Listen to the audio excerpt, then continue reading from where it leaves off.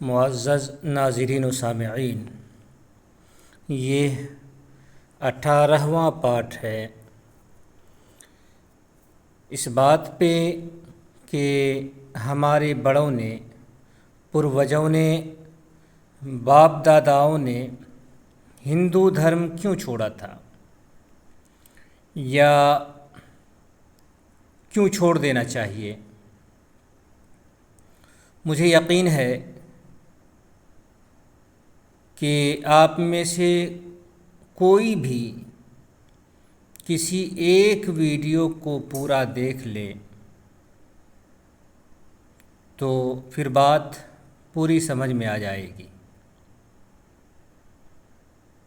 और जो हिंदू धर्म के बारे में जानकारी चाहते हैं कि यहाँ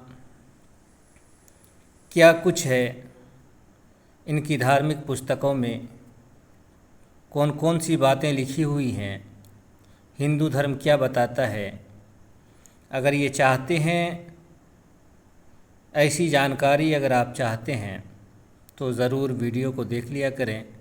वीडियो मुख्तसर होती है मगर मुकम्मल जानकारी से भरी हुई होती है। हमारी पूरी वीडियो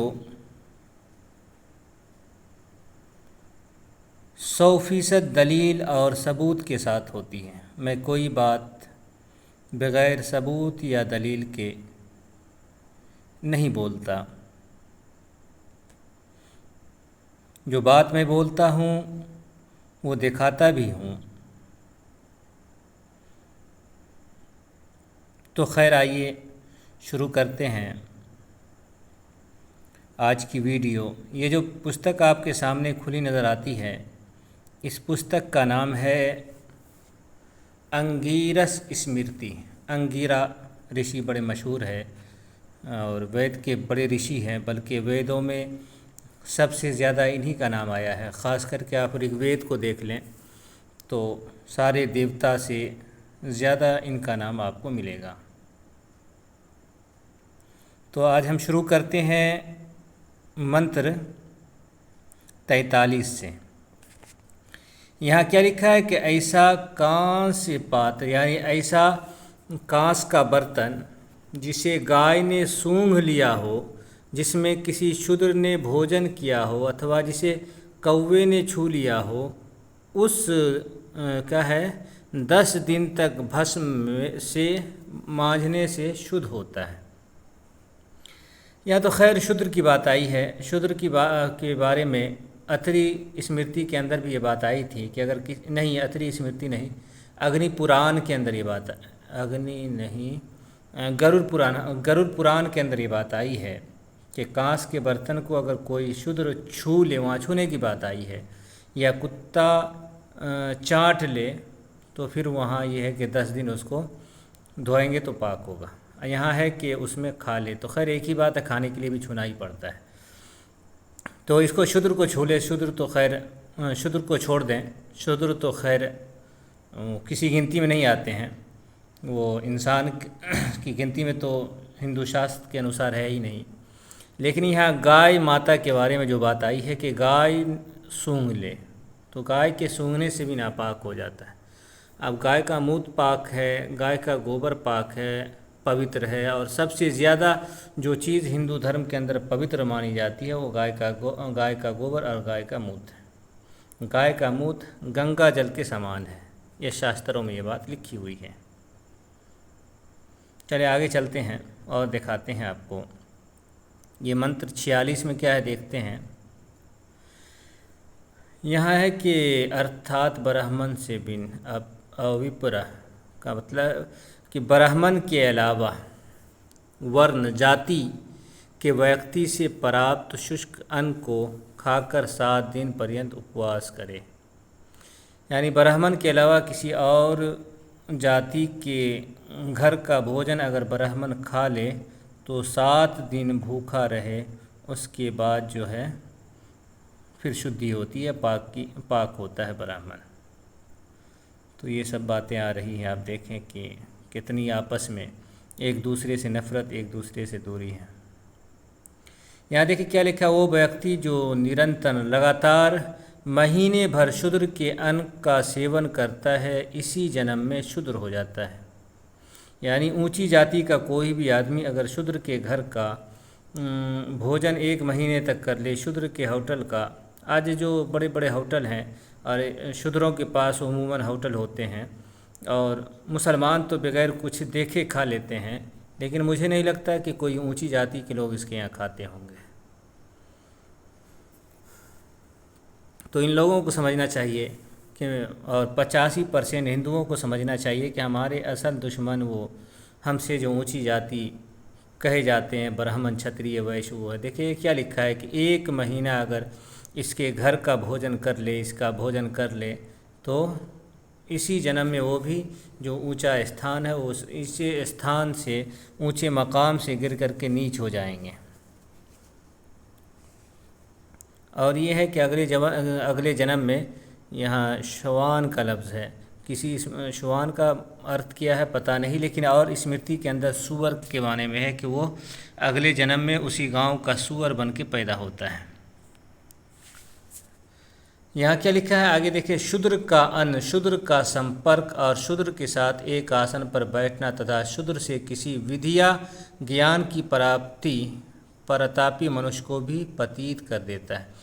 पतित कहते हैं कि इंतहाई नापाक को, अर्थात यहाँ भी लिखा है अपवित्र जीवनचर्या वाले व्यक्ति के संग दोष से उज्ज्वल चरित्र भी दूषित होता है, ये अर्थ बताया है। तो खैर यहाँ ये है कि 85% हिंदू के बारे में बताया है कि 15% जो ऊंची जाति के हिंदू है, अगर वो उसके घर का खाना खा ले या उसके संपर्क में, संपर्क से हम कह सकते हैं ताल्लुक़, मेलजोल, उठना बैठना, साथ रहना, बोली बिचारी, इसको संपर्क कह सकते हैं, और एक साथ बैठना, इससे ऊंची जाति जो है वो पतित, एकदम इंतहाई नीची, शूद्र से भी नीचे चले जाते हैं, शूद्र से भी नीच हो जाते हैं। अगर कोई ऊंची जाति का आदमी शूद्र से संपर्क में रहे, उसके घर का खा ले, उसके साथ बैठ जाए, तो ये है हिंदू धर्म। इसके बावजूद भी अगर कोई कहे कि हिंदू धर्म क्यों छोड़ देना चाहिए या क्यों छोड़ दिया गया, तो फिर मेरे ख़्याल से कोई सवाल ही नहीं बनता है।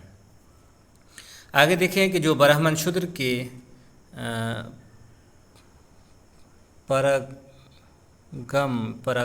परनाम, इतना बड़ा हो गया कि समझ में नहीं आता है।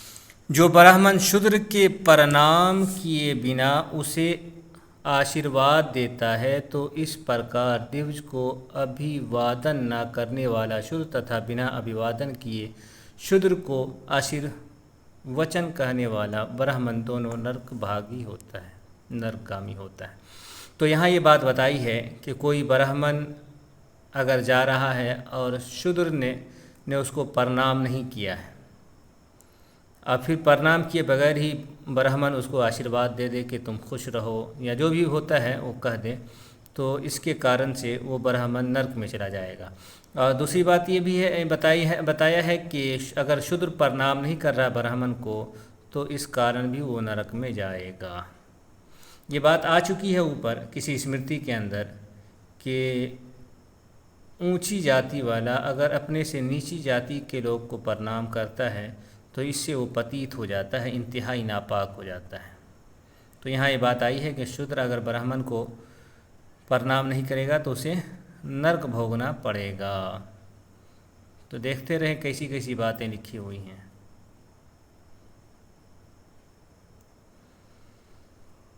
यहाँ क्या लिखा है कि जो अग्निहोत्री यानी जो ऊंचे दर्जे के ब्राह्मण है, अगर वो शूद्र के घर का भोजन खा लेता है, तो उसकी देह, उसके वेद यानी उसका ज्ञान और 3 प्रकार के अग्नि यानी तेज, जो उसकी जो धार्मिक शक्ति है, इस प्रकार 5 नष्ट हो जाते हैं।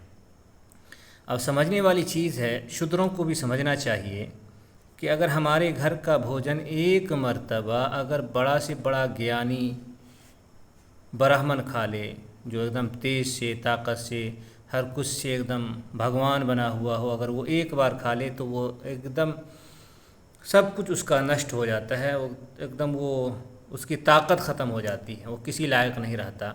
तो जो शूद्र सदा अपना भोजन करता है वो कहाँ जाएगा, यानी इतना अपवित्र अगर शूद्र का भोजन है तो। आगे देखिए कितनी बड़ी बात लिखी है कि शूद्र के अन्न को भक्षण कर दिव्य जिन पुत्रों को उत्पन्न करता है वो पुत्र तो उस शूद्र के होते हैं जिसका अन्न सेवन करने से उसका जन्म हुआ है, क्योंकि इस प्रकार भक्षण किए अन्न से ही वीर उत्पन्न होता है। यहाँ ये बात बताई है कि अगर कोई शूद्र कोई ब्राह्मण किसी शूद्र के घर का भोजन कर ले, खाना खा ले, और फिर वो जाकर के अपनी पत्नी से मिले और उसे बच्चा पैदा हो जाए, तो बच्चा उस ब्राह्मण का नहीं होगा बल्कि उसी शूद्र का माना जाएगा धार्मिक तौर पर।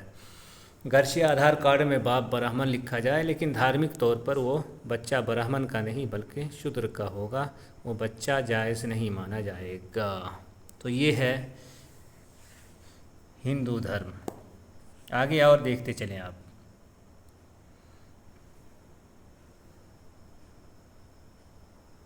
यहाँ है कि शूद्र अगर किसी चीज़ को छू ले तो फिर वो चीज़, छुई हुई चीज़ ब्राह्मण को ना दे, यानी शूद्र का छू लेना भी वो उससे नापाक हो जाता है। ये बात तो कई मरतबा इस पर 50 क्या बोलते हैं कि सबूत मेरे पास है इस तरह के। आगे देखिए क्या लिखा है, ब्राह्मण का अन्न क्या है, सदा भक्षणीय होता है, यानी हमेशा खा सकते हैं। क्षत्रिय का अन्न